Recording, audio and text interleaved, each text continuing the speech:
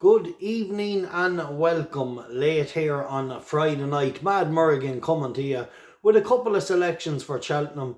We did give out one already for the big Paddy Power. We're touching it again, but I have another horse to go out with it. An interesting runner that I think is going to run a race. It is hard to call. There's lots of unexposed horses, but this lad is a fair price. I'll be looking at him for the straight place bets as well. So we're touching, before I go into tomorrow's big card, I want to touch on today. Nice to get a winner today with the Tizard horse. I thought he done everything right. He looked $1 million in the parade ring.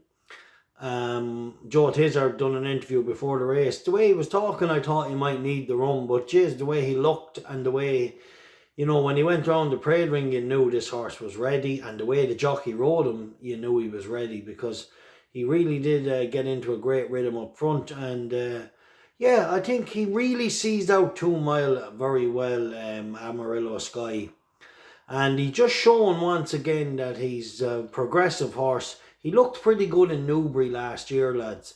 And then he was highly tried after, did he fall in Newbury when clear, or something happened anyway, I can't remember. But he then went on and ran well at the festival, and he then was highly tried.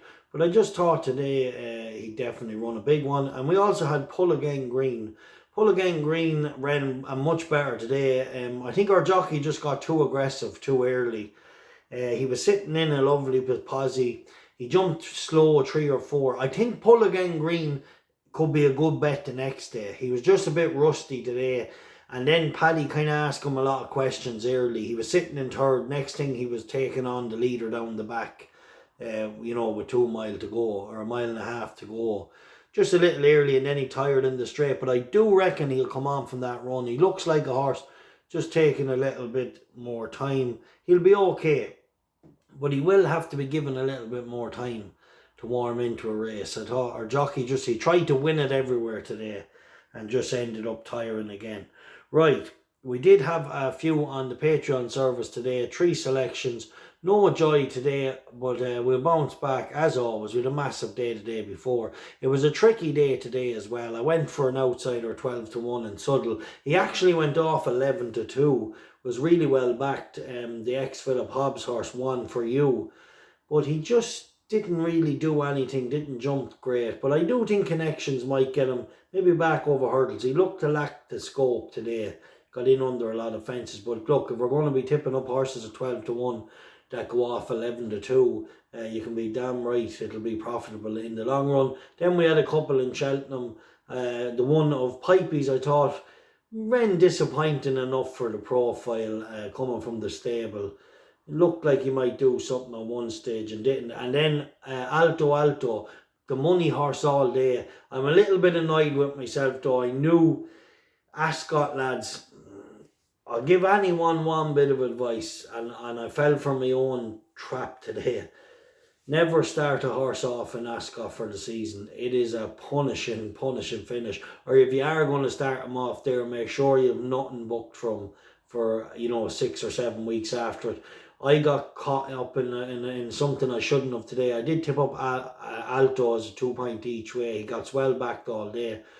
But I knew when you're backing up 2 weeks after giving a career best around Ascot, it's going to take it out of you. It's a track that really takes getting. And look, we live and learn, but we move on. Right, tomorrow, Mr. Fredom in the 12:35 at Cheltenham. This horse is 7-1. I'll be looking at him for the straight place bets as well. I just don't see how he doesn't run well. Sheena West is just absolutely phenomenal trainer, what she does with this horse. This horse was rated 55 on the flat, and she has him looking like fucking Pegasus over hurdles. So unlucky the last day. I think he would have won in Wetherby when got caught up on the inside and just got a bump and ended up ducking out. But he was full of running, and I think this horse will give this a fair welly tomorrow. There is a lot of unexposed horses that are solid in the market, but we'll go a point each way. Mr. Fredom 7-1. Also have a look at the straight place bets, and then we already tipped them up. But for the big race, the Paddy Power Gala, this is only a 6-year-old. I do think, lads, the spinning entry is going to crown this horse. He was a little gassy early. One or two little mistakes. Nothing to worry about. Seen it out really well. And the key here is the experience under the belt. The mark is the same, 142. Johnny Burke will be able to take his time with this horse tomorrow, school him round, and he'll be thundering home. I think he's nailed on to run a massive race. A point each way galore. Jamie Snowden as well has proven to be a wonderful trainer with a lot of these types of horses.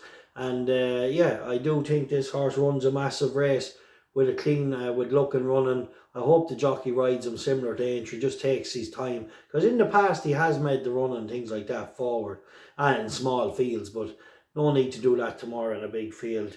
Yeah, I think he's nailed on to run a big race, a point each way at 7-1.